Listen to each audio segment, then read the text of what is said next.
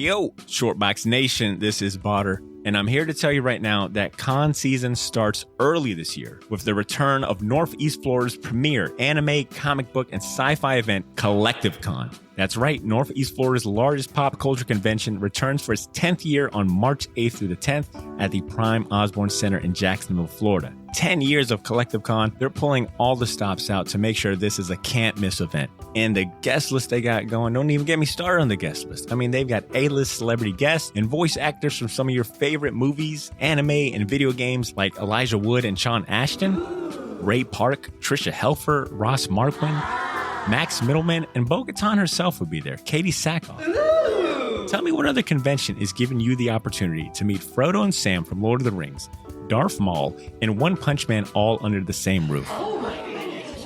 Only at CreateTheCulture. And if you're looking to get some of your favorite comics signed, or if you want to get an original sketch from some of the best comic artists in the world, well, you're in luck, because there'll be plenty of comic and creator guests there, like DC comic artist extraordinaire Clay Mann, Harvey Award-nominated illustrator John Taylor Christopher, Marvel and DC cover artist Chris Stevens, and acclaimed Star Wars author Timothy Zahn. They'll all be at CreateTheCulture this year. And if you're looking to bring the family, or if you want to make a weekend out of it, you're in luck, because there'll be so much going on at CreateTheCulture that weekend in the form of vendors, fan panels, video game tournaments, cosplay contests, after parties, and a bunch of fan events. You can purchase single and 3-day weekend passes now using the link in this episode's show notes, or by going to CreateTheCulture.com to book your tickets and hotel. Buy your tickets now, and I'll see you at CreateTheCulture, March 8th through the 10th. Now let's start the show. In this episode of The Short Box, we kind of started RexCo right before the whole diversity, equity, inclusion thing really took a hold of the comic industry. And so our big brain idea was, hey, we're going to do comics with people of color. That was our big idea in 2015. And we were like geniuses. We were like, this is great. No one's doing this. And then literally by the end of 2016, everybody was doing it. But for us, it was a transition out of having the exact same conversations as everybody else. Because we kind of kept hitting this point where people would ask us like, well, what's it like to be a black person in comics? And it's just sort of like, everybody asks us that. And it wasn't about the work. And that was the thing I think that really bugged me about a lot of this. It's like, okay, I appreciate you supporting us because of this notion, this ideology, but you're not talking about the comic at all. Ladies and gentlemen, I present to you the Short Box Podcast. The Short Box Podcast is recorded live from Jacksonville, Florida.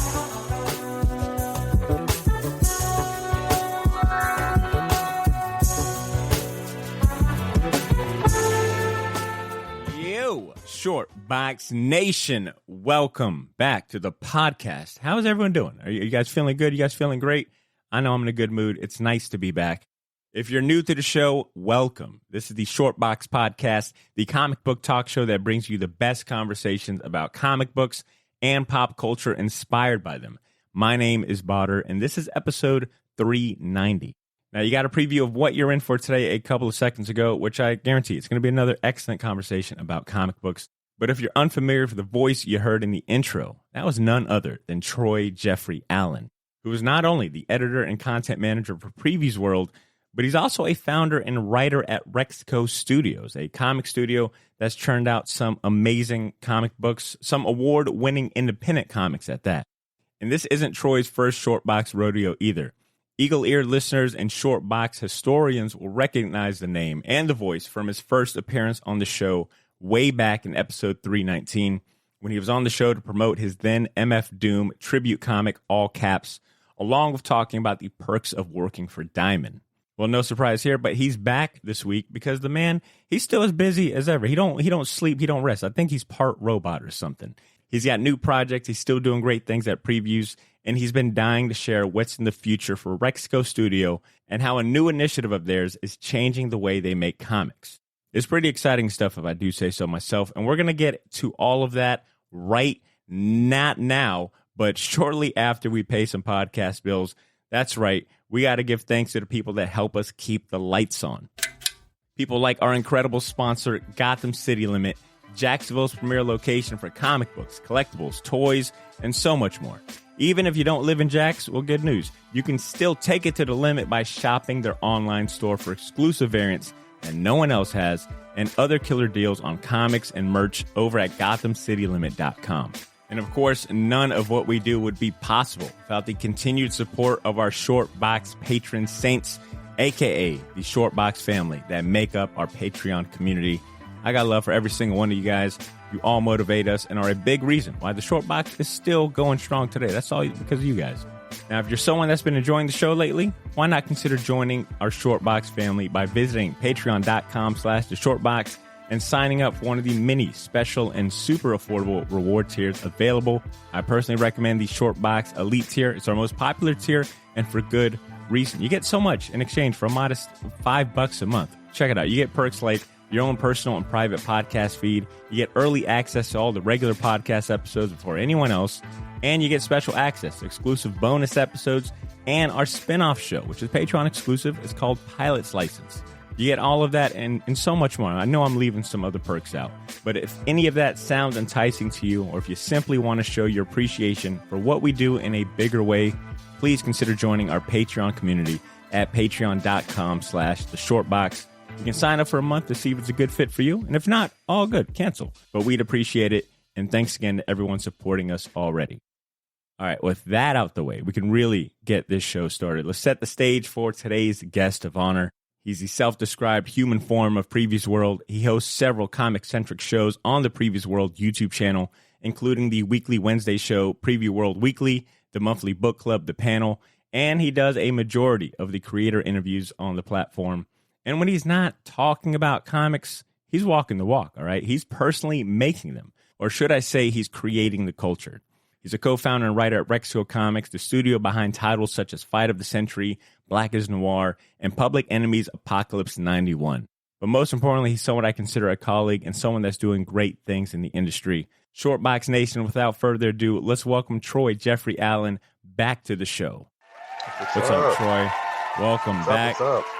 Nice to have you back, dude. Thank you. It's been a minute, yeah. It has indeed, man. It has indeed. What's been new since we last spoke? Oh, man.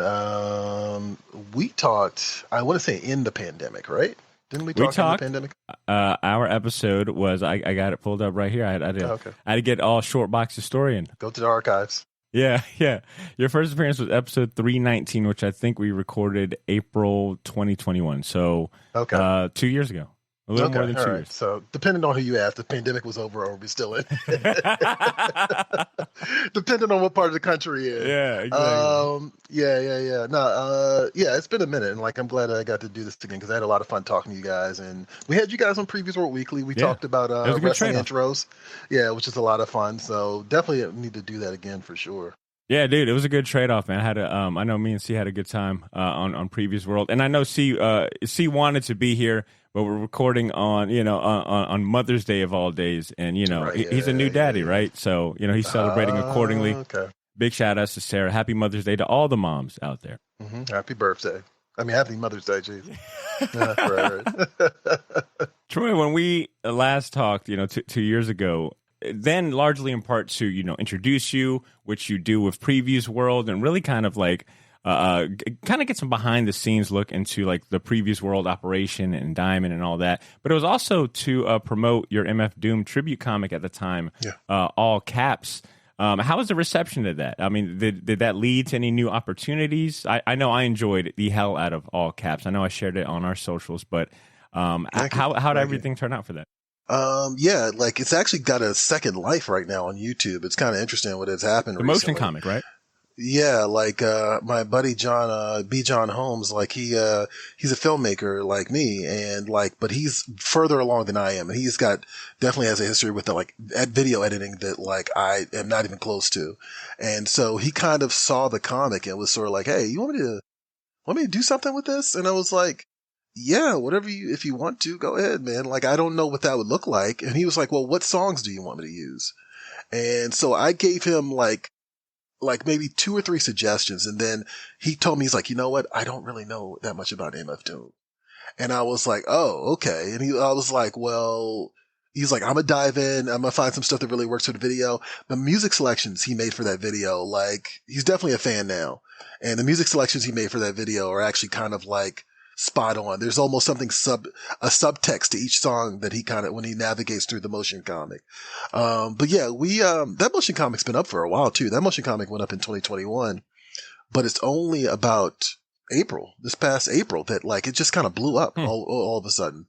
And like, yeah, it's just begun a lot of traction. I did repost it, cause it used to be on my page, and then I posted it to, a RexCo RexCo Comics YouTube page, and people have jumped all over it, man. It's like at 34,000 views, and everybody seems to love it. So that's been really cool. Dude, it's not surprising, man. It's solid. Like the comic itself was excellent. I love the artwork. I loved how concise it was. Like, it was short, sweet, but like, I felt like had a lot of heart to it. I could tell that like it was coming from, someone that appreciated MF Doom and what he put into the world. So when I seen the motion comic, I was like, well, this is just, the cherry on top, right? Like, this is just even more goodness to it. I don't know if there's a direct correlation. You tell me if I'm wrong, but I understand that you went from paying homage to a rap legend that we, unfortunately lost like way too soon, to eventually being able to team up with a rap pioneer that's still around, respectively. Did All Caps lead to working with Chuck D on that Apocalypse 91 Revolution Never Sleeps comic? Yeah, it actually did. I had been bugging this Marvel editor named Chris Robinson for about 3 or 4 years about putting me onto something at Marvel. And, unfortunately, he left the company, but he ended up taking up time at Z2 Comics for a period before venturing out and making his own stuff. And he finally kind of circled back, and I think and I know for a fact it was because of the MF Doom comic. Oh, cool. He kind of circled back to me. It was like, hey, you like rapping shit, right? Boy, do I. You're right. Yeah. Like I mean, actually, truthfully, it was more along the lines of, I think it was more along the lines of like, oh, okay, Troy might know like quite a bit about hip hop. Let me anchor him into this. And also, I think the timing of just doing that and doing a Public Enemy book was also really good too. Yeah. And sure enough, like, he pulled me into this Chuck D project called, Apocalypse 91 Revolution Never Sleeps, which is supposed to be a sort of visual representation of the Public Enemy album, the Public Enemy album Apocalypse 91. And so it's an anthology series. And so I was kind of tasked with being the framing device for this anthology, which was kind of right up my alley because, I got to implement a DJ character who kind of really just sets the tone for the entire book. So the equivalent of like a crypt keeper, right? Like just keeps the train moving. Exactly. A DJ. Exactly. Yeah. Damn. That's a dope concept. A DJ kind of telling this anthology story of a Public Enemy kind of spiritual comic. Yeah. That's cool. And these things were like they were like little notes from Chuck D about what he wanted this intro to be. And, his perspective was he wanted a doctor. He wanted it to take place in Los Angeles. And he wanted there to be some sort of segue to get us to the first story, the collection of stories that we're about to see in this book. And, I was beating my head up against the wall for a while because I was like, a doctor? How do I swing that? Like, you know what I mean?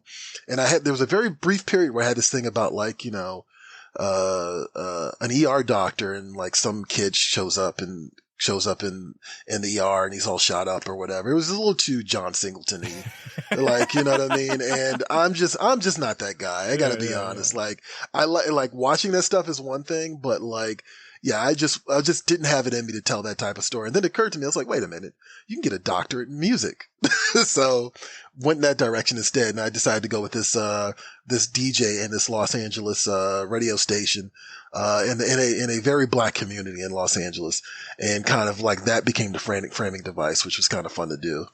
So did you have direct, I guess, communication with Chuck D? Like, were you guys trading emails? Did you ever hop on a call or anything? I actually missed the phone call with Chuck D. Oh, no. This is a true story. They made an appointment with me, and I had this moment, where I think I thought it was at a different time, and I was literally driving into work. I was going to Diamond, and Chris called me, and he was like, hey, what's up? And I was like, what are you talking about? And he was like, oh, well, the meeting with Chuck, and I was like, oh shit. Yeah, you stood up Chuck D. I guess I did, man. In a strange way, that's kind of a flex in its own way. Oh man. So, I will say this though, his people and, I don't know if how much he posts to his social media and the Public Enemy social media, but his people have been very supportive of my promotion in particular of the book itself, which is, I'm very grateful for. So, so it doesn't seem like any bad blood. That's cool. Somewhere Chuck D's like, fuck that guy. No, he probably doesn't say that at all. Troy, you have such an interesting, just career, man. When I was listening back to the first episode and just hearing all the different jobs you took prior to even, landing your role at Diamond and doing all the things that you do at Previews. You're definitely I joked about it in the intro, but you're definitely someone that is about it, right? Like you spend a mass majority of time talking about comics, interviewing creators, but your comic creator side, man, it's definitely a career if I was to ever dive into that world, I would love to have a career like yours, where, you're integrating your love of music and hip hop into the best visual medium out there.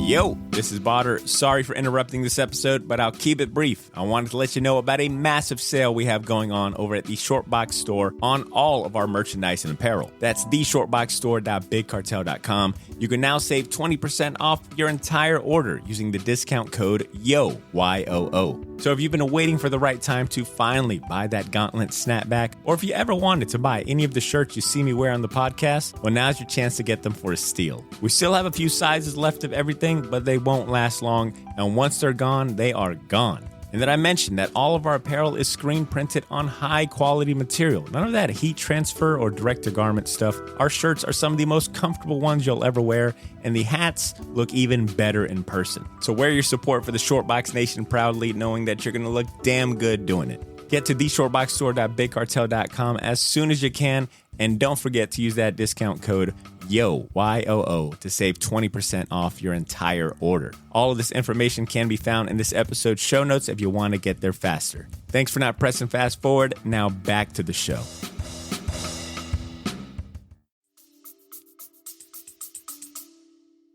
That's one of those things where it's kind of a difficult thing to navigate, right? Because, with comics, so you look at music, right? And how it's implemented in comics, right? And sometimes you'll get notes from a song that kind of flow through the panel as a character's listening to it, or even lyrics from a song flowing through the panel as a character is listening to it. And so I've been really trying to figure out how to utilize this medium visually in a better way than just that. You know what I mean?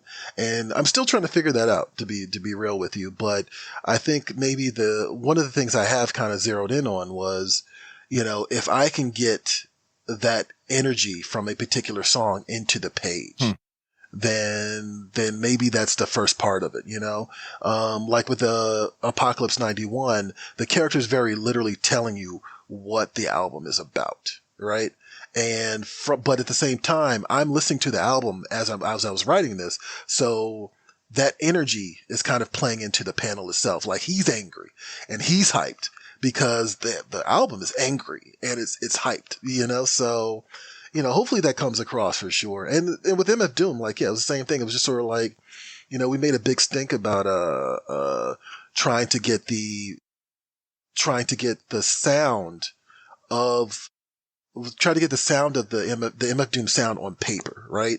And so what does that look like? And Smack did a great job, and I gave him so many notes and so many Easter eggs to input into every page, but really just kind of was okay, what does the MF Doom sound like? What does the MF Doom sound look like? And in my mind, it was sort of well, it's like a Saturday morning cartoon on weed.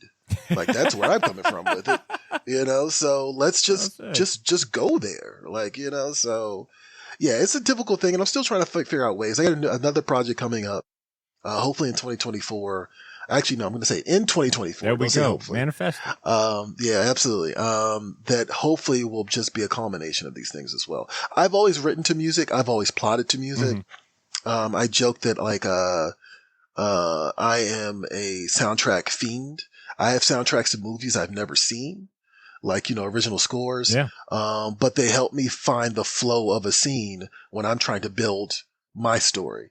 I just saw a Hans Zimmer tribute a few weeks ago, and then a few weeks before that, I saw the Batman with the live orchestra. So that's cool. I'm very much big on, trying to bring that sound to the page, Yeah. Troy, I have Friday night, I went to go see a Cowboy Bebop big band. Ooh. So they were performing man. all the Cowboy Bebop music on stage. It was a 10-piece orchestra. They had a projector in the back playing certain scenes, and it was such an awesome experience. They would play a little bit of like the actual show on the projector, so that they'd be quiet, let a scene play out.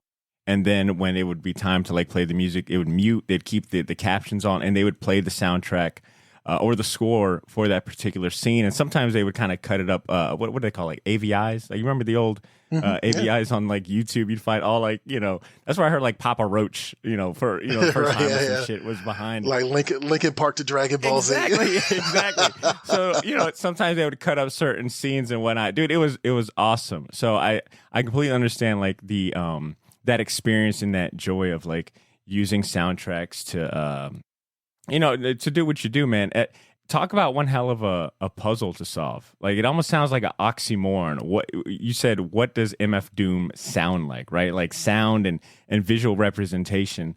I think that's an interesting line to like straddle. Yeah. And I mean, that's always been the case. Like, with my book Fight of the Century, like, I was listening to Ludwig Göransson and his Creed soundtrack and the Bill Conti Rocky soundtrack, and because it's a fight comic, and so how does that flow and what does that feel like, and trying to translate that. And I think the people I've sent it to, they are responding to that because they can see the momentum of that first issue, which is really nice. That's cool. Tell me if you're familiar with this comic. Probably so, because I think it landed on the cover of one of either last month or the month prior previous catalog. But have you heard of Deep Cuts from Image Comics? It's written by Joe Clark, Kyle Higgins. I think it's a 6-issue miniseries. Yeah. It's like jazz focused. Every issue tells a different story of jazz and whatnot. That first issue came out April 26th. I picked it up. And it was also recommended it by a couple of friends. They know who they are. And dude, I gotta recommend. I gotta say, with you having a knack for music and bringing and using that as a springboard for creating comics, I think you would enjoy Deep Cuts big time. Like, okay. It's probably one of the best comics utilizing and telling a story about like music and incorporating music. Hell, they got a music sheet at the end of the comic itself. It's awesome, man. I would check it out. Actually, I just pulled it up because I was curious. I've seen the cover for this, and I remember the promotion for this. So yeah, I'll check this out because it's it's one of those things where like you want to kind of find a new angle, but you also want to steal from the best. Yeah. There's also that aspect. There's a book right now called Ninja Funk. From, Whatnot Massive Publishing. and Whatnot, yeah. And they did something that I was like, why didn't I think of this? Which is that like, it's about a bunch of DJs that are trying to save the universe from like bad music or something like that. It's a fun book. But they do this thing where like, when they're about to fight somebody or whatever, you'll see a character lay a track down and there's a little QR code inside the record label. And so you scan the QR code and then it takes you to like original music by the group Ninja Funk. And it's just really cool because it's making the comic experience fully interactive, and like the comic book experience is interactive. I think that's one of the great things about it is like you're as a reader, you're dictating the flow of it. You're turning the pages, like, the suspense is in your hand. But here's another wrinkle to this where it's like, okay, now you can find the music that goes to this moment in the comic as well, which I think is really awesome. That's cool. I'm a sucker for utilizing or incorporating like modern technology with the reading experience, and that just reminded me of when Marvel had like their Marvel AR. Yeah, I was thinking about that too. Technology where like you would kind of stop. I don't remember if it was a QR code, but it had like a little indicator, like, hey, scan this panel with your phone with the app. And I would have a blast just like scanning it. And if it was like a planet exploding, it would be like a motion comic frame of it. You might get a VO. Mm-hmm. But I have to check out Ninja Funk. I didn't know about the QR code or music aspect, but that sounds right up my alley. That's also something else on my pull list. I thoroughly enjoyed that book. It's just a fun book. It looks cool too. Yeah. Troy, what's your comic shop? So I'm in between two stores technically. So I kind of go to a place called Alliance Comics and Games, which is in downtown Silver Spring. Okay. And then I also go to Third Eye, which is in Annapolis, and both of them are like 30 minutes in opposite directions. Mm. So, I kind of like hop around between those two. But if I'm in a new city, chances are I will go check out a comic shop if I have time. That is always number one on my list. Anytime I go on vacation, I'm visiting, I'm, stopping over in a city, it's hit a comic shop and then hit a record store. Those are my always go-to, visits and whatnot. With you visiting like two shops and then also working for a company that probably safe to say these two shops are closely like in business with, I guess I'm curious if you've ever gotten like an earful, maybe wrongfully at that. Like people hear you work for Diamond or see that, you're the face of previews and, the correlation there. Have you ever just like been wrongfully like accused of something that, on the business side or delivery, a shop gets their delivery, messed up or something like that. And they're giving you an earful like, well, Diamond does this and that. How could you guys do that? Have you ever just like gotten a earful like that wrongfully? Oh yeah, just not directly at me, but just recently as last week. That like indirectly. Is that where the tough skin comes from, Troy? Yeah, indirectly, I won't even get into it because it's still kind of fresh, I guess. So. But look, there's a lot of, I'm going to go back to my comment about, not working for Amazon. There's a lot of people that want to view Diamond as this evil corporate overlord. And like, even though the distribution field is pretty wide right now, right? Oh yeah, big time. But in actuality, it's a family company. Right. It's a family owned company and they definitely run it like a family owned company. Like, there aren't barriers between me and, people on the executive level of this company as well. And, people are pretty open. A lot of the people who work there are fans of comics, are fans of sci-fi, fantasy, all that stuff. It's very easy to kind of have a business meeting that kind of gets derailed into like, did you see Mandalorian this week? So. I imagine the water cooler talks at Diamond are a lot more fun than my day job, where it's just random shit. I would love to be talking about Mandalorian people that know what's going on. What's going on, right? And I mean, when I left the comic shop in early 2000s, I was like, I'm going to go into the corporate world. I worked at museums in Washington D.C. for a few years, and that was a good experience because it was my marketing. It was how I got into marketing, right? But at the same time, it's a different mindset, and a lot of those people are there not necessarily because they love what they do. And I would much rather enjoy what I do and do something that's truthfully not important, if that makes sense. Like, I'd much rather have a job where I'm doing something that's fun for people and a distraction for people than I don't know, deciding the fate of the healthcare system in America. Like, you know what I mean? I don't want to do that. Like, I shouldn't be the guy to make those decisions. Well said. So, Troy, one of the projects, not like you need more projects to work on, but, you're a madman. You're a madman. One of the projects, one of the new projects you're working on is this CreateTheCulture initiative, which I understand is meant to be more than just a hashtag. I see that's described as it's the threat of a good time. And it has, obviously, direct ties into RexCo's mission to continually curate colorful, explosive world championship storytelling across subgenres. Can you give us more context into the CreateTheCulture tag and how it stands on its own?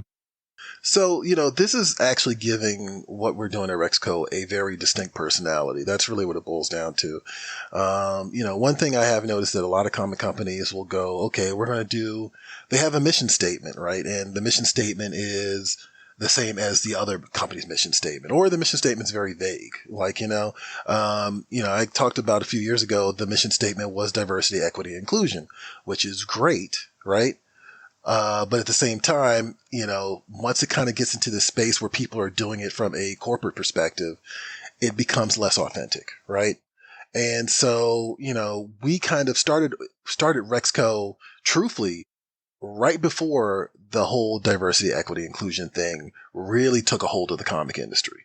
And so our big brain idea was, hey, we're going to do comics with people of color. That was our big idea in 2015, right? Which was And we groundbreaking thought, then, right? and we were like geniuses. We were like, this is great. No one's doing this. And then literally by the end of 2016, everybody was doing it. Yeah, all the big publishers were looking like a Benetton ad. Right, exactly, right. And then all of a sudden it's like, Pepsi's doing it. It wasn't even comics. It was like Pepsi's doing it, Marvel's doing it, Disney's doing it. It was like everybody. And, we kind of just quietly rode that wave for a little bit. But the whole time in my back of my mind, I was like, I don't want this to be our route, because I'm seeing truthfully a lot of companies pop up and disappear. Mm-hmm. And I'm seeing some companies ride this wave out. But then you look at the books that are being produced by these people and it's like, okay, black character on the cover, but white people behind the scenes, like making the comic.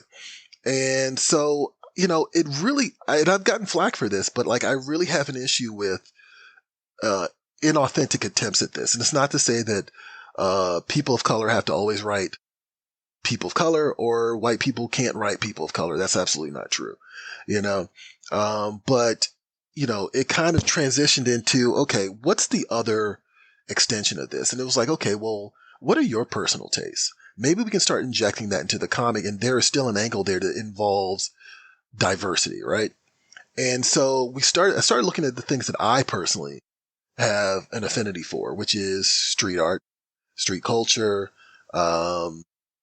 graffiti, sticker culture, all that stuff, right? And like that really kind of became the genesis for this Create the Culture thing. Now that is to say that at the end of the day, it can mean whatever you want it to mean, right? That could be create the culture in your office environment. It could be create the culture in school. It could be create the culture at home. It could be create the culture in your studio, whatever you need it to be, right? But for us, it was a transition out of it was a transition out of having the exact same conversations as everybody else, because we kind of kept hitting this point where people would ask us like, well, what's it like to be a black person in comics? And it was just sort of like, everybody asks us that. And it's like, I'm tired of that conversation, man. Like, it just kind of got old, Yeah. And it wasn't about the work. And that was the thing I think that really bugged me about a lot of this. Is like, okay, I appreciate you supporting us because of this thing, because of this notion, this ideology, but you're not talking about the comic at all. You're not talking about the thing I spent most of my time working on, which is the book itself, And so I've always had this kind of concept of that, like, maybe diversity, equity, inclusion isn't really the answer necessarily, but it's culture. And that culture is inviting, and culture is something that kind of brings people into the conversation instead of, creating walls around it. Right. And so I've been playing with that idea for quite a while, and probably since 2017 when I realized everyone was doing, the other thing. And, I kind of hit a point where I was like, culture does a lot. It does a lot of legwork. And once you ingratiate yourself to the culture, if you're an outsider looking in, if you ingratiate yourself to this culture, if you just shut up and listen and like understand why people do things in certain cultures, and it could be anything from like, it could be Islamic, it could be, graffiti, it could be sneaker culture, it can be any of those things. But once you understand why people do it, that's the moment that like, it becomes a lightning rod. That's the moment that it becomes something that like we can all share a conversation with and have a real meaningful conversation with. And so that was kind of like, that was ultimately the answer for it. But again, that was me finding the inroads to making that pivot for RexCo. But ultimately Create the Culture is whatever you need it to be, wherever you need it to be. Wow. So it's not so much because at first I was like, okay, is it a product? Is it going to be a line of series, a line of books? But it sounds like it is a refocus and I won't even say rebrand, because it's not like you guys are rebranding anything that at RexCo in particular, but a refocus for the mission that you guys are going after. But maybe even more so a refocus and redirect for outsiders looking in. It doesn't sound like you guys are changing what you're doing at RexCo in any major way, but maybe for outside looking in, now they've got something, tangible to know what you guys are about outside of like the diversity and inclusion, because that's a given, right? It's like, they're right, exactly. That is a given.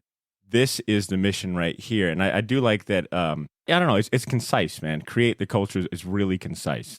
Right. I mean, it's very decisive. Like, it's very much like, this is what we're trying to do here is like, we want to create the conversation. You know, like I said, we were having these interviews and everybody was asking, was the conversation been created for us? Right. And we're like, no, no, no, no. We're going to create the conversation around our product. That's what we're going to do, you know? And like, you know, like it's not a brand, you know, it's not a logo. It's, you know, or whatever, you know, helps commodify artistic effort. Like, you know what I mean? It's not any of those things. I don't want anything to do with that.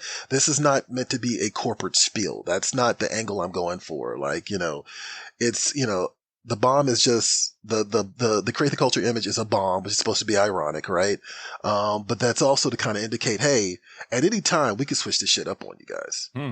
You know what I mean? Like, it can be this right now, but at the end of the day, we're trying to dictate the conversation that we want to have, you know? So, you know, there's a little bit of discomfort that I think is okay here, you know, and, there's definitely a graffiti slant to it, because I've always been fascinated with that. Like, and, you know, that's something that I kind of have my own personal experience with in terms of like, I used to make I used to take the, priority mail stickers from the USPS office and, you know, stick them all over the city and stuff like that. I used to do that stuff and draw on them or whatever. Sticker bomb, yeah. So, yeah, right.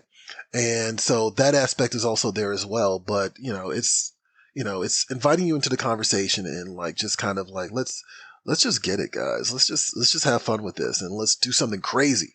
Like, you know, something explosive, something that's maybe a little bit of vandalism in some regards. So yeah, I'm into that. That's where I'm at right now. So now that you've brought this idea into the world, how is that going to, I guess, impact or move RexCo into the future? Like, how does that impact the lineup of books you guys have going on? Like, what is the future of RexCo looking like now that you've got, you know, this new initiative, this new refocus in place? Well, you're definitely going to see a slant towards street culture in the near future. Like, that's definitely something that we're into. Street art. You know, I already talked a lot about sneaker culture and graffiti and sticker culture and all that stuff. You're going to see a slant in that direction. And you're also going to continue to see an emphasis on music. The MF Doom comic really was a lightning rod for me because like I said, I've always written to music and various types of music, but I would say the one staple has been movie scores and hip hop. Like, that has been like the one thing that's been very consistent with me. And in terms of genres of music. And so you're going to start seeing more of that stuff in the near future. Like, I'm working more, directly with John, who did the MF Doom motion comic. And so he's got some stuff that he's chopping up for us that you'll start seeing in the near future. We have a new character named 808, who's a DJ from the future, who you will be seeing more and more in the near future as well. And she's going to be actually more, like you said before about the Apocalypse 91 character. She's going to be our crypt keeper. She's going to be the character that's really going to be introducing the world of RexCo, and this new, Create the Culture, direction that we're going. So, dude, I'm excited, man. You guys are fulfilling a gap in comics that, for me personally, has me excited. Like the marriage of, you know, music, specifically hip hop, the DJ culture, graffiti, and all that done right in comics. And I think that's what made the All Caps comic, you know, one of my favorite recent projects, and one of my favorite probably like hip hop related comic book thing. I think that the genuineness of it all is very apparent in the work that you guys do at RexCo. It isn't just like a cash grab. It isn't like a surface level diversity. Like you can go into any of your titles and really feel like that there's like some oomph to it. Like there's some like genuine like meat to it, that you guys are about like are about creating the culture and pushing it forward and presenting it in an honest way. So if this new initiative is giving you a recharge, is, you know, put new batteries in your back to put out more projects like All Caps and Apocalypse 91, I'm really excited to see what you guys do. Mm-hmm. Even with Fight a Century, which was like the book that like we started back in 2016, you're going to see a pivot in that too, in terms of like the overall feel and style of that book. Like it's going to be decisively more like rough and ready, and and that's going to be a lot of fun too. So. And is the distribution means going to be, is that going to see a change as well? Some of these past examples that we're bringing up, all caps, that was, a digital release. It was free. And then obviously it was put on the YouTube, so still kind of digital platform. And then I know Fight of the Century was in a recent previews catalog. So that was physical. But then Apocalypse 91 was also physical. So I guess like just distribution wise, are we going to see a good blend of digital and print, or are you guys thinking something completely different? Actually, I will say, Fight of the Century did not make it to previews. Oh, okay. And My so apologies. and that's not because of previews. That's because of a whole bunch of other scenarios surrounding the situation. But that has not deterred us from continuing making the book. But yeah, you're going to see a spread. I think that's the other part of this is like, there's I forget who said it, but someone said that the medium is the message. Right. And so I've been thinking real long and hard about like, okay, where does this make the most sense? At one point in time, and I still kind of feel this way in some regard, Fight of the Century made a lot of sense for comic shops, right? Makes sense to conventions and comic shops. In the MF Doom comic, because A, he had passed away, B, I didn't want to I saw a lot of people capitalizing on his death by just creating merchandise right away, and I didn't want to have a part of that. And so we made sure that it was free, it was digital online, and that you could get a hold of. You can still get a hold of it. We will send you a PDF to your email if you go to our store.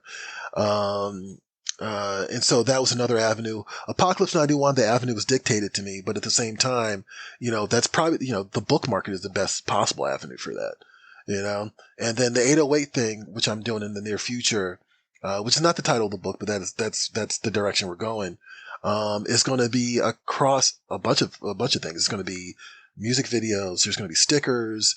And there is going to be a print medium aspect of this that, we'll be dropping in 2024. So, also at the end of the day, I'm really big on, and I think this actually has a lot to do with my experience in the small press, with the Small Press Expo in the past, but also, got reinvigorated by the cartoonist kayfabe guys, which is really kind of looking at the book and the print medium, how you can utilize it to tell a story in a very specific way, and that's not just in terms of what the artist is doing, but also the type of paper, how it gets to people, how it's distributed to people, really thinking about that as well. And so I'm less concerned about, large distribution and just kind of getting it into the hands of the people that want to see it, and that is the message. So that's part of it. Troy, you're the right person to shake up the industry with some new shit, man. I mean, the position that you're in, working so closely with a company like Diamond and all the things that you not only do, but you're probably exposed to. And then your own background with, artistically speaking, to your artistic capabilities and inspirations. I think, man, I'm excited to see how you bring all of that together and push things forward. Because it sounds like you're asking the right questions of how do I really create the culture and push this medium forward. Mm-hmm. Speaking of independent publishers, I was flipping through this month's previews catalog, and once again, reminded by how many indie and new publishers have entered the arena and are just getting coverage, in the monthly catalog. And I tried to keep a mental count. I just lost count because I suck at math. But the ones that I did take note of that feel fresh, exciting, and are hungry are, your Whatnot Publishing, Titan Comics, A-Blaze, AWA, Black Mask, which I'm really enjoying the stuff they're putting out on Black Mask. But you've also got companies like Dead Good Comics, Fair Square Comics, Mad Cave, and the list goes on and on and on. Is there any publishers, any particular one or two or however many that are either inspiring you from a creator standpoint or make you feel excited about being a fan and consumer of comics? I am way big on Whatnot/Massive Publishing right now. It sounds like from the sounds of things, it looks like they're going to pivot to being massive and underneath Whatnot. But I am definitely I don't know how deliberate it is, but there is a street art aspect of it that I immediately respond to. I look at something like Ninja Funk and I see that. I look at something like Liquid Kill. I see stuff like that. And it's really exciting to see a publisher kind of, get into the comic shop space with that energy, I am one of those people, I miss Vertigo so much. You know what I mean? And Massive Whatnot is not like Vertigo. It's its own thing. But I do miss that sort of left field nature of Vertigo where it's whoa, what is this? Like, you know what I mean? Marvel had that for a little bit in the early 2000s too, which is what got me back into comics as well, where it's like, you know, suddenly Grant Morrison's writing new X-Men, the Ultimates is coming out, and you're just like, whoa, this is not when I parted, this is not what these things were like, you know, about 5 or 6 years ago. And so that stuff really grabs my attention. Like, that's the stuff that makes me go, okay, I'm a big proponent of comics should be a little crazy. Like, they should be a little off kilter and not anything like movies, not anything like comics. I'm not anything like television. It should be a little edgy. It should be more than a little edgy, truthfully. Like, I'm one of those people that, you know, I look at the history of EC Comics and I'm like, yes, that. Like, your kids should be looking at severed heads on the newsstand and just be like, oh God, and your parents should be concerned. I look at something like heavy metal and I'm like, you know, the early days of heavy metal, I'm like, yes, that is the type of thing that you should be getting. That's what comics should be doing. Is it like, it should not be definable by a movie rating system. Like, you know what I mean? It shouldn't be, something that could be easily made into a TV show. It should be left field. And I feel that from Massive for sure. I also like some of the stuff that the Blaze is doing. They're actually got a bunch of, a manga line right now that is actually really interesting. Yeah. And they're doing some really cool stuff with that. They did a book called Zombie Makeout Club, which I had never heard of. And apparently it was a webcomic, but it was under their manga line. That's another one that kind of made me just kind of like go, oh, hey, what is this? That's kind of cool. I like that. And they've been doing a lot of stuff like that in general. Beyond that, you know, I think there's a lot of like little drips of interesting things there. And there's also like the guys who've always been doing the edgy stuff, you know, and always doing the like explosive stuff. I mentioned Mark Miller. Mark Miller's always going to be Mark Miller. I don't know why some of you guys want him to apologize for that. Like, if you don't like his stuff, just don't read the stuff. But for me, I love it. His stuff is a prime example of, look, you know what you're getting into. All right. Like, Yes. you know, and I want to shift gears real quick to some of the content and stuff that you've been putting out on the PREVIEWSworld YouTube channel, because you have had one hell of a last year, like a last couple of years when it comes to being able to, you know, rub elbows and interview and talk with some of the most celebrated creators in comic books. I was taking a look at the PREVIEWSworld YouTube channel, and I noticed that, you know, some of these interviews, you've gotten a chance to talk with Scott Snyder and Greg Capullo, Brian Michael Bendis. I think Kevin Smith was on the channel promoting his Masquerade book through Dark Horse recently. Yeah. And then in the latest previous catalog, you guys are teasing that a Frank Miller and Dan Didio, a multi-part interview is coming here soon. Has that already been done? Have you already spoken to them? Yeah. We already did that. We did that interview back in September last year. We've been sitting on it. Oh, wow. Yeah, we've been sitting on it. Like, that was actually a return to form for us in terms of video content because, cool. you know, the pandemic prevented us from doing a lot of this stuff. So it was like, all right, who can we get in Baltimore? They were at Baltimore Comic Con. So we're like, let's get a couple people and talk to them. We got them, Ann Nesenti, and Liam Sharp. And so those are all coming up over the summer. Yeah.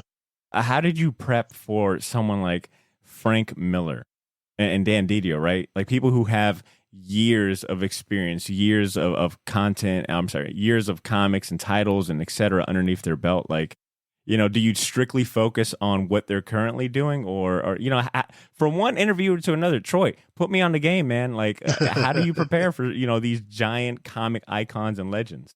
I mean, you know, I'll be honest with you, man. I don't interview anyone that I'm not a fan of already. Like, that's the God honest truth. At least like when it comes to video interviews, like if I have to sit across from you and talk to you, I have to be genuinely engaged in what you're saying. You can't fake it neither. When it comes to video, you can't fake it. But audio, you might be able to get away with it, right? You don't got the facial expressions, but you're right. It's a little different with video.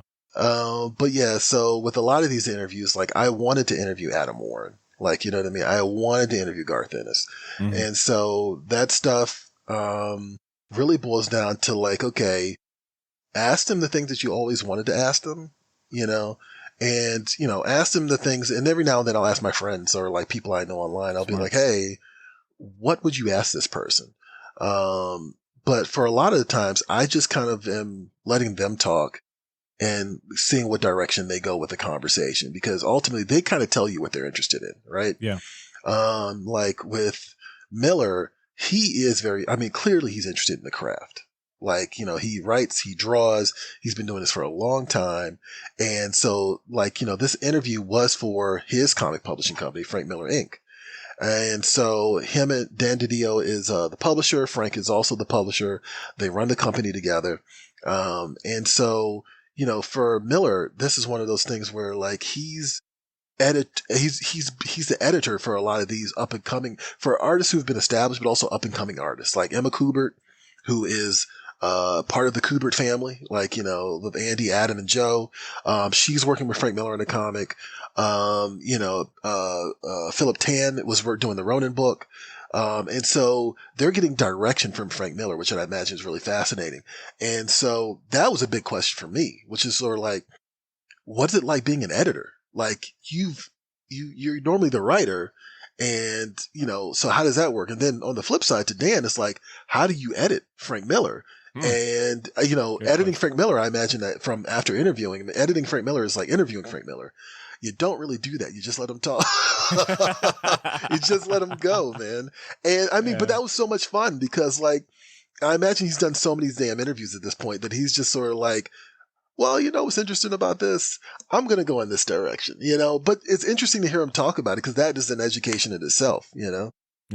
I'm still waiting on, I was hoping when I did my ancestry.com thing, I was hoping that maybe I would have some sort of correlation or ties to the Kubert family, so I could find some untapped artistic ability, right? I feel like it's crazy how talented that family is. Emma Kubert, she's the daughter of which one, Andy or Adam? Don't get me lying. I want to say Adam, but I can't remember directly. Yeah. She's a daughter of one of those awesome ass artists, right? And her abilities are awesome as well. That family is so talented. Mm-hmm. Troy, I'm curious from the perspective of someone that has their own comic publishing company that writes comics, that puts them out. Have you ever gotten a piece of advice or maybe picked up on something during an interview from one of these awesome creators that changed the way you create comics or work in comics? Have you ever just had a tidbit dropped on you that just changed your life? Yeah, this experience with Diamond and Previous World has been kind of a dream come true in that regard. You know what I mean? I've gotten to talk to a lot of really great creators who I grew up on, and, I think the first of those was I did a sit down with John Romita Jr. and, his energy was great. He was just a great person to have a conversation with. He was happy to talk about things I'm sure he's talked about a million times in some other medium or for some other interviewer.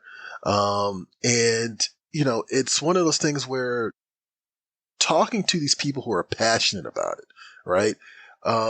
Kind of makes you really grateful for the experience that you're having, for the chance to be working in this industry, for the chance to be working with storytellers and people who are so highly imaginative. And I think that not to drag people too much, but you go on Twitter, right? Or wherever, and you'll see a lot of comic creators complaining, right? And, I understand that, look, compensation's not great in this industry. Yeah. If you're working for one of the big two, creator rights are an issue. I understand that, the notion of starting some sort of, union is probably something that's very important for people. And I don't think there's anything wrong with any of these things.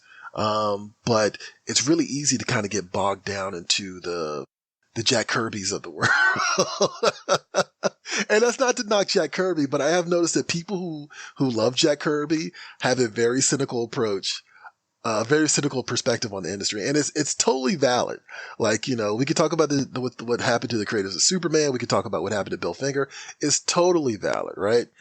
But then, you do that. You have you see those conversations online. It's really easy to kind of be like, man, comics kind of suck, don't they? But then here's the thing.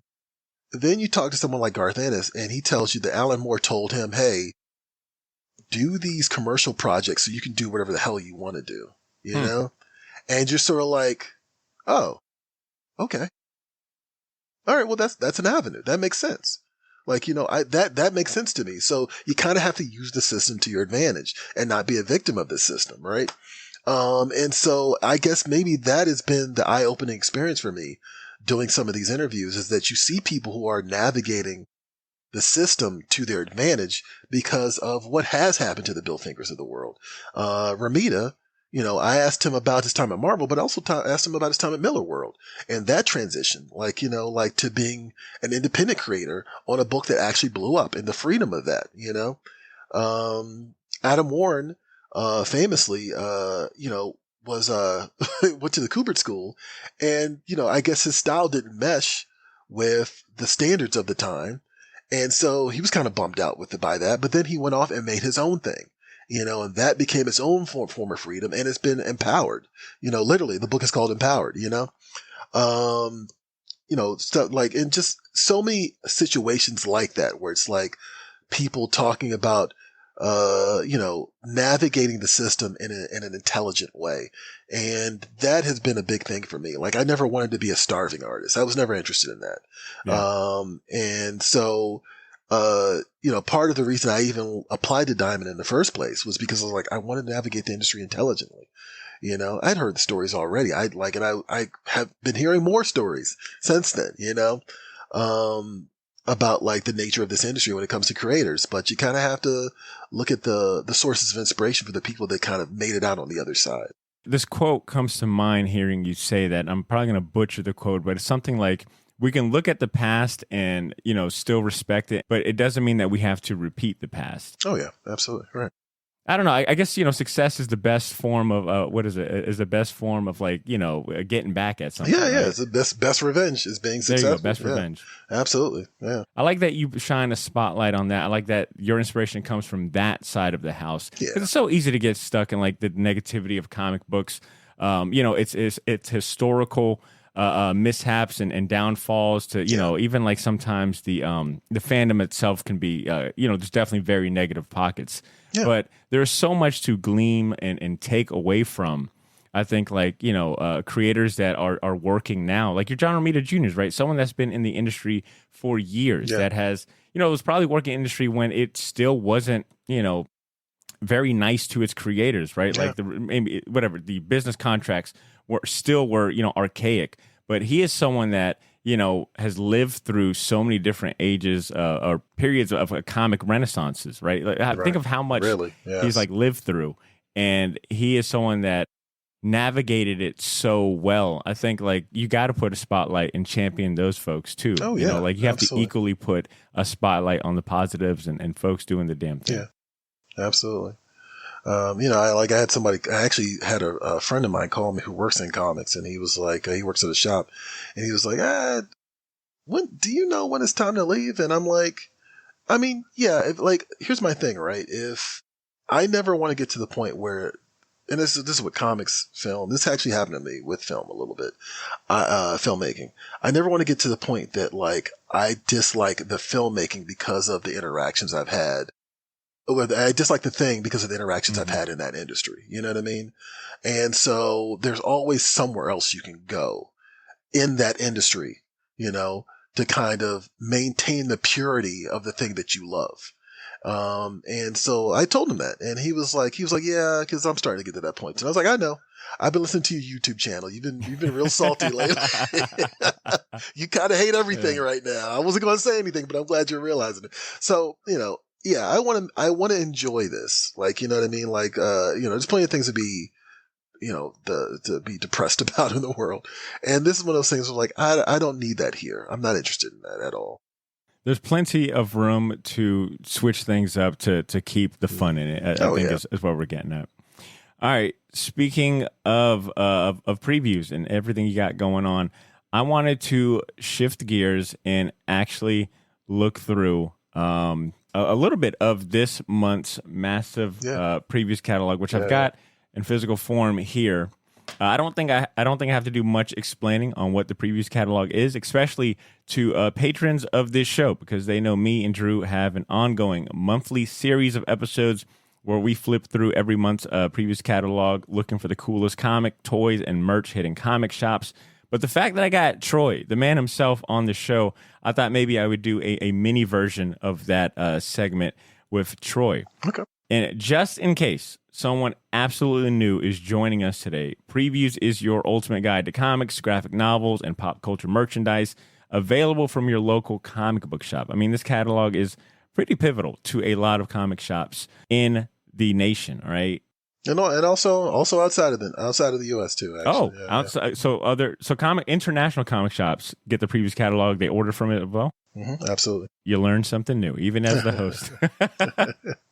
The catalog also gives you a chance to read detailed product descriptions and storylines for hundreds of comic books and graphic novels from the top comic publishers in the world. And the best part is that each issue includes a download code for a free digital version of not only the current month's previews, but also a Marvel previews as well, which is what I'm going to be pulling up on my screen right now. So if you want to see the things we're going to be talking about, switch over to the video version of this episode on YouTube, which is linked in the show notes of the podcast version. So if you're on Spotify, Apple Podcasts, click the YouTube link. So it's a little bit of a podcast inception, a lot of like podcast and podcast. All right, let me go ahead and share my screen right here. All right, share screen. All right, so Troy, the homework assignment was... I kind of failed at. You failed at it because you've done it so much, right? It's like it's almost like when you've got like the really smart kid and like, you know, English 101 when he's like, you know, and he's bored. He's so smart, he's bored at it. That's the case here. That literally sounds like my educational experience. So the homework assignment was that we were both going to flip through this month's previous catalog, and we were going to find 3 things of interest that caught our eye that you know made us stop and pause and share that with the listeners today. Troy, I'm gonna go ahead and do your list first. You gave me 3 awesome choices. Yeah. So let's start off with this first one here, which was on page 13 of the digital version of Previews, which is I think the full solicitation is in the Marvel previews, but the previous catalog had this here. So it's Blade number 1. Mm-hmm. Yes. What is it about this one right here that caught your eye? Number 1 is by Brian Edward Hill, who I think is actually, and you know, I don't want to like categorize him too much, but I'd say he's actually one of the better black writers working in comics right now. Brian Edward Hill is doing a Blade book, which to me sounds like perfection. It sounds like an ideal thing. He did a really cool book for Killmonger a few years ago. He's also worked on shows like Ash vs. Evil Dead, which I love. So he's no stranger to absurd horror tropes. And yeah, I just think this is something that's kind of long overdue. I've been waiting for a proper Blade book by a black creator for a while. And so here's my thing, right? Like, you know, I know that there's been other creators who have worked on Blade, and Blade has had a handful of series that have gone on for a few years, right? But there's something very distinctive about Wesley Snipes playing that character, you know, and the level of shit talking that Wesley Snipes does in that role, right? And I'm hoping, and I'm thinking, I'm assuming, and I feel that Brian Edward Hill knows this, and he's really going to tap into that. So outside of him being a great writer, outside of them having a great artist on in Elena Casagrande, I'm looking forward to this new installment of Blade. And I'm imagining that this is something that Marvel Comics tends to lob up whatever the next iteration of the MCU is. So I'm assuming that that's leaning into that in some direction. I think it's a safe bet. I've joked on the show that you can tell what show, you know, what MCU property is going to get announced or is close, you know, to being released by Marvel Comics. You know, what new number 1 did they put out? Yeah. Oh, Moon Knight number 1? You know, they relaunched the series. All right, well, this series is coming to, you know, Disney Plus anytime soon. Right. Exactly. Yeah, you could definitely see them building the hype for Blade if they're releasing a brand new series. And like, I don't know what the fate of the show is. It seems that the movie actually is. It seems like it's kind of like going in a bunch of different directions. Now there's a writer's strike. Yeah. But regardless, I feel like this book is an indication that like Blade is clearly playing a bigger role in the MCU. I mean, in the Marvel 616 proper. He's an Avenger now. He's been featured in Jason Aaron's Avengers book quite a bit. He's got a daughter now, which I'm a little concerned might be the direction of the movie. Cause I don't know. Historically, when they introduce a child late in the game for a character, like, you know, it's kind of the sitcom rule, or it's just sort of like, is this the last days of this thing? Yeah. But we'll see. We'll see. But either way, yeah, I'm looking forward to this a lot. I think this is going to be really, really badass. Hell yeah.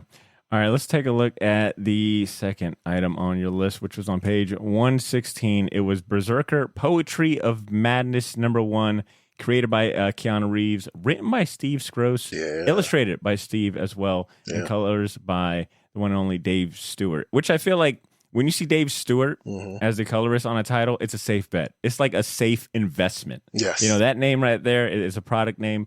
It is a quality name along with Steve Skroce, obviously. Absolutely. So what is it about this one that caught your eye? Outside of the, I feel like there's a lot of obviousness to it, but hit us, Troy. The cover's really cool, right? So actually, I will correct you on something. I am not normally the host of the panel.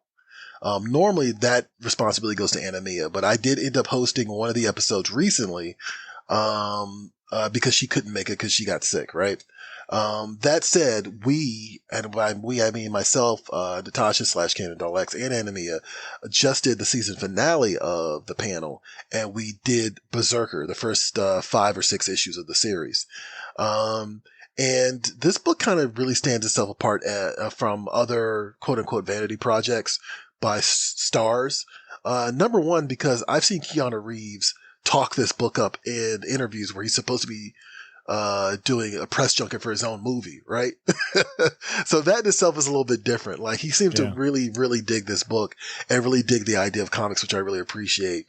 The first 5 issues of this book really ended on a serious cliffhanger that really left the thing wide open for a much bigger, much bolder interpretations of this character. Long story short, he's immortal. He can't die. And he's been alive for a very long time. And so this book seems to be leaning into this notion that, like, yes, he has been alive for a very long time. He's seen a lot of shit. And one of those things he's seen is the ancient realm of Atlantis. And so the idea of Steve Skroce doing a book with Keanu Reeves, that's going to be kind of a sword and sorcery adventure tale in Atlantis with this particular character is really enticing. And beyond that, I just think, it's cool that it's a one shot. I think that's really awesome that it's like a kind of a one and done. And I also got to point out, this is a reunion of sorts between Keanu Reeves and Steve Skroce, because Steve Skroce was the storyboard artist on The Matrix. That's right. Yeah. Yeah. So I hadn't had a chance to read through the solicitation for this one, but I am completely sold. Yeah. And the fact they're respecting my time and my money with it being a one shot. One shot, right? I love that, man. Sign me the hell up. Right, exactly. Yep. And I want to give also a big shout out. You mentioned some of your co-hosts on the panel, but I want to give a big shout out to another one of your co-hosts, Ashton Greenwood, who does the Previews Weekly show with you. Big shout out to her. She helped me get in touch with Joe Field over at Flying Colors Comics. We had such a great conversation about Free Comic Book Day a few episodes ago. So big shout out to Ashton. No, Ashton's great. You should have Ashton on. She's a lot of fun to talk to. I talk to her every week. Yeah, I was just thinking that. I was like, Ashton would be a great guest on the show. So I'm going to reach out to Ashton. We'll get her on the show as well. Absolutely. All right. Troy, one more for you, man. Yes. All right. So your last pick was on page 290. And it is The Ribbon Queen that is being published by AWA Studios, written by Garth Ennis, penciled by, is that Jason Burrows? Is that how you say his name? Maybe Jason. Actually, that one I'm not too sure on. All right, tell us about this one right here, Ribbon Queen #1 of 8. It's Garth Ennis. And I have I definitely love when he tackles horror more directly. Garth Ennis is fun when he's like playing with like the dark comedy elements, stuff like The Boys. But I think he really, really excels at war stories, crime stories, and horror stories. And this just so happens to be at least a horror story and a crime story at the same time. It's about a serial killer and the possibility that one of the rescue team that saved her, saved a character from that serial killer might be actually the serial killer himself. And so, yeah, I'm very curious about the direction of this. Like I said, Ennis did a book called A Walk Through Hell. That kind of reinvigorated and reinformed my opinion of him as a writer in terms of his ability to do crime and horror, which that book definitely is. It's kind of easy to kind of forget that that's kind of what Preacher was in a lot of ways. And, he's done a lot of, he's done some of the best Punisher stuff, like ever. like for that character. And those are all like great variations of the crime genre. And so it's really cool to kind of see him do something original in that space. Also, Jason Burrows has been somebody I've been a big fan of since he did Simon Spectre with Warren Ellis way back when. I've been a big fan of his. He actually did a Punisher book with Ennis not too long ago too, which was actually pretty good. So yeah, I'm all in on this. I'm probably going to end up getting all 8 issues every single month. Solid lineup. Look, folks, if there's anyone that you should take recommendation from when it comes to comics, it's my man Troy here, all right? Because he lives and breathes the Previews catalog. Fantastic lineup right there, Troy. Thank you. All right, let me share with you mine here. I kind of diversified mine here because there's too much. There's so much cool shit in the previews. Yeah.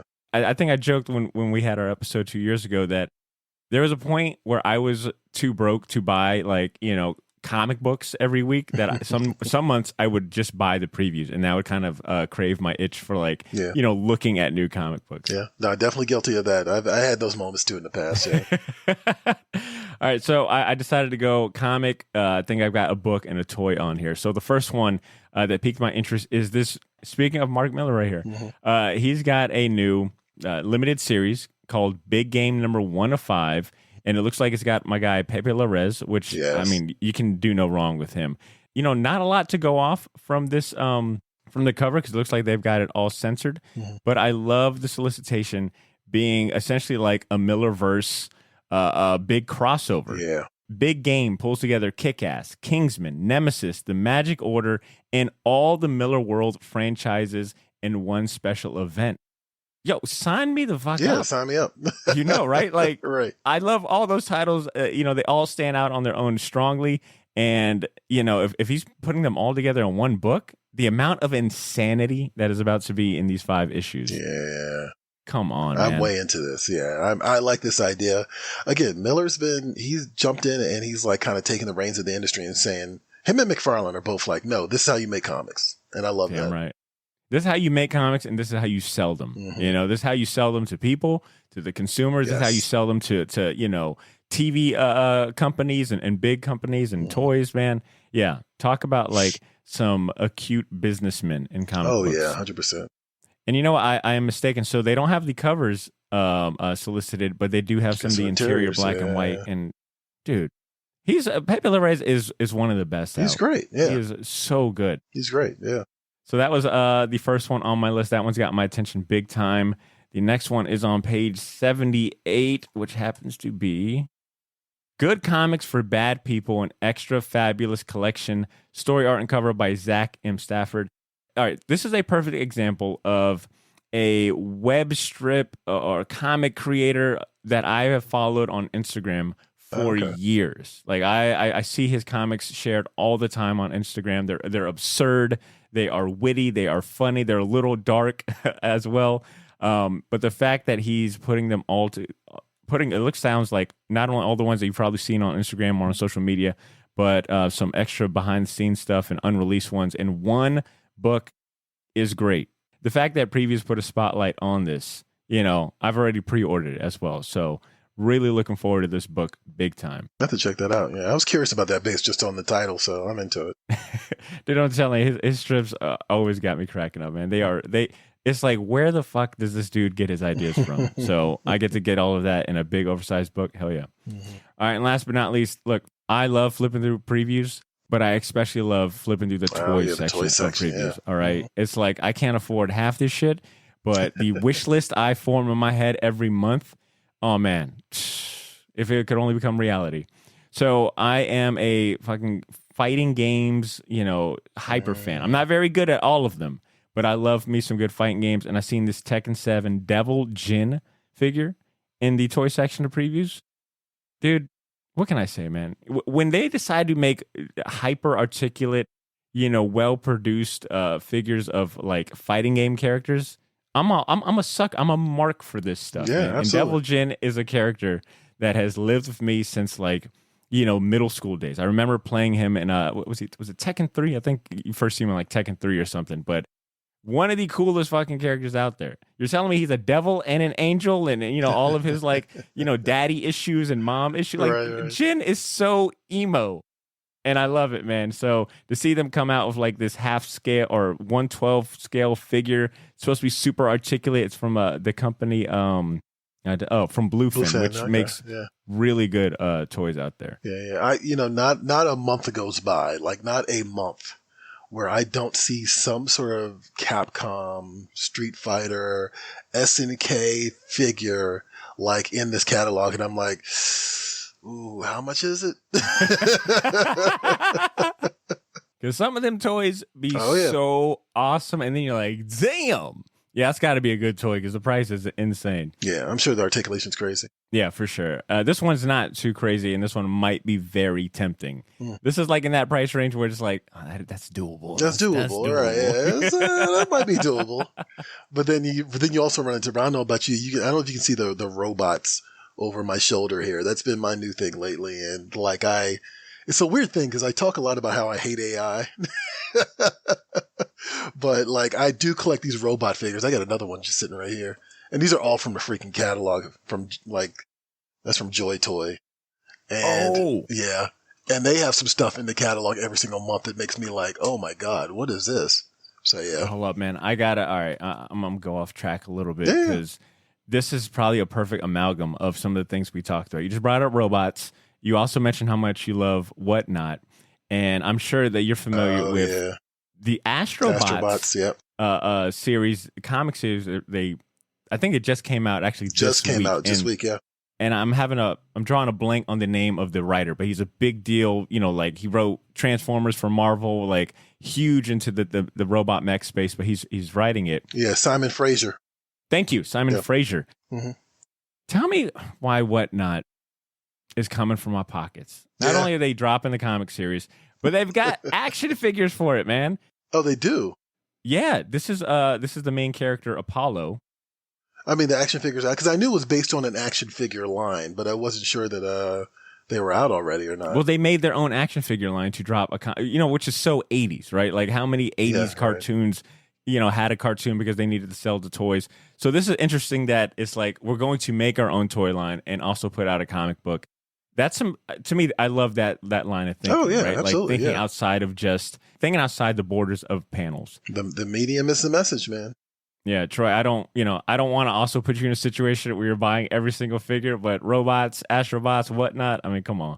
Also, shout out to I think his name is Hector Tunick, the artist on that, because he does some amazingly detailed artwork on that book as well.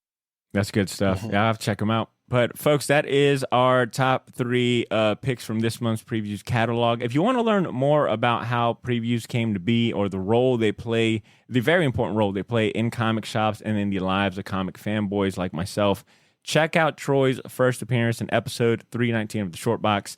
I guarantee you'll have a new sense of appreciation for these massive, nerdy phone books. All right, we really went into more detail in that episode there.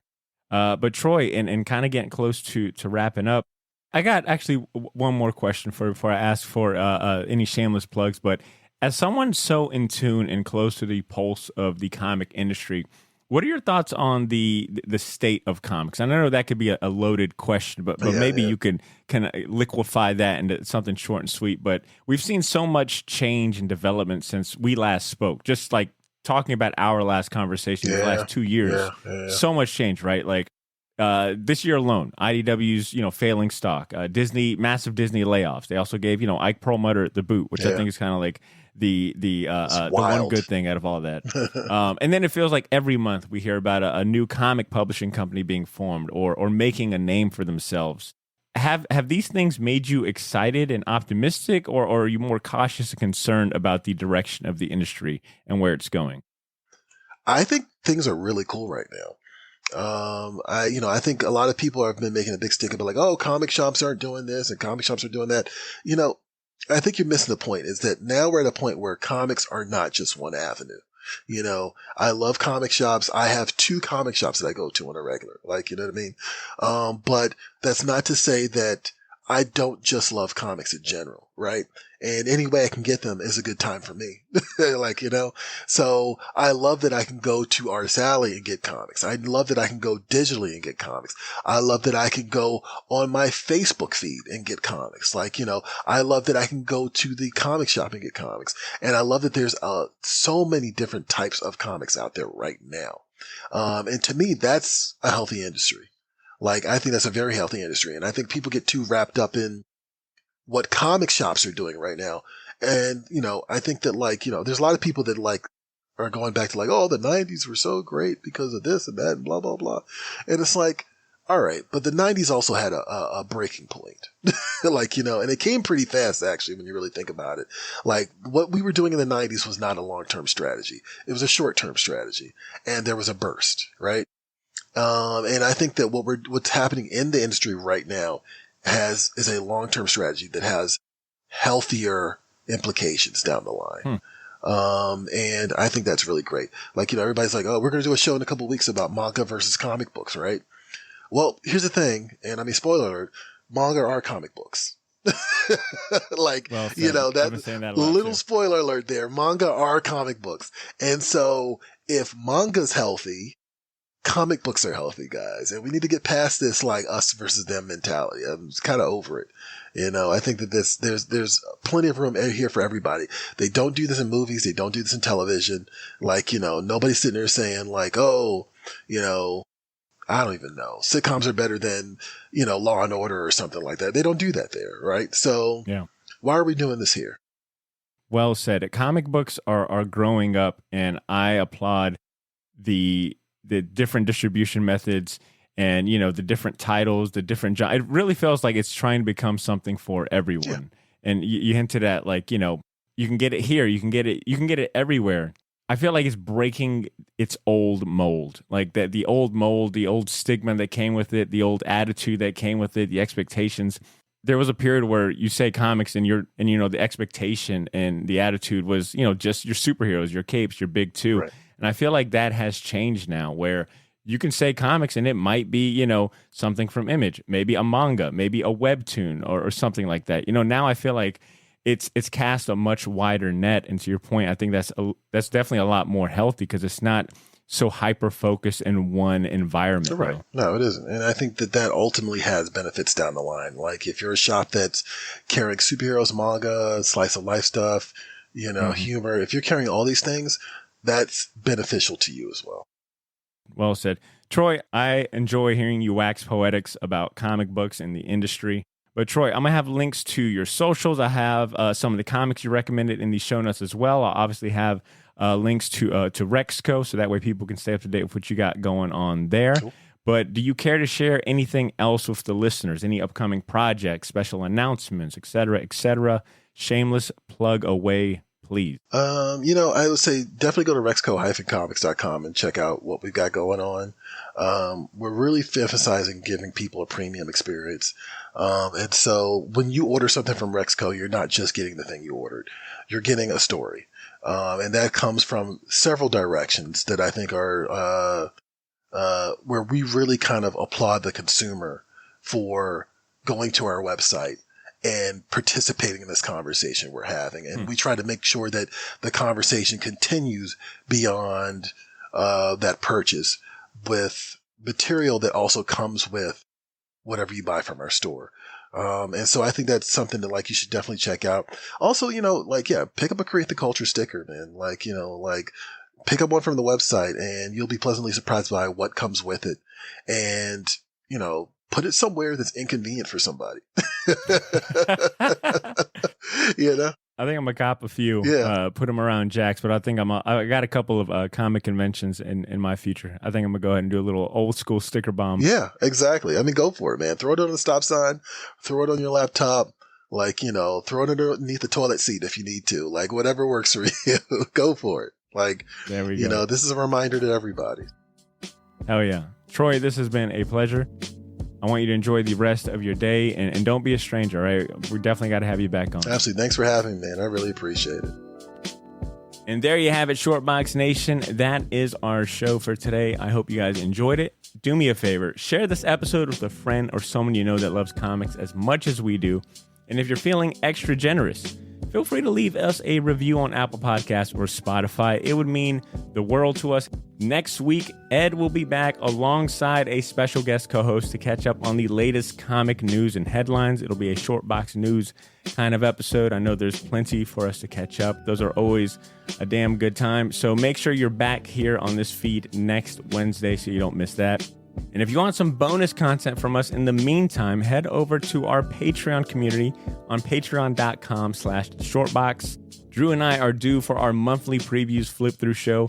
And if you join our Patreon community, you can actually hang out in the live chat with us when we record that. Access to bonus shows and invites to live streams are just a few of the perks and rewards that we offer to patrons of the show. So if you want to be counted among the Short Box Elite, if you want to enjoy all the extra perks and rewards that come with being a patron of the show, go sign up on our Patreon, all right? It's well worth your money, and you'll be helping us continue to make great content like this. Once again, patreon.com/shortbox. There is a link in the show notes. In the meantime, take care of yourselves. Go read your comics and continue to make mine and yours Short Box. I'll talk to you next week. Peace.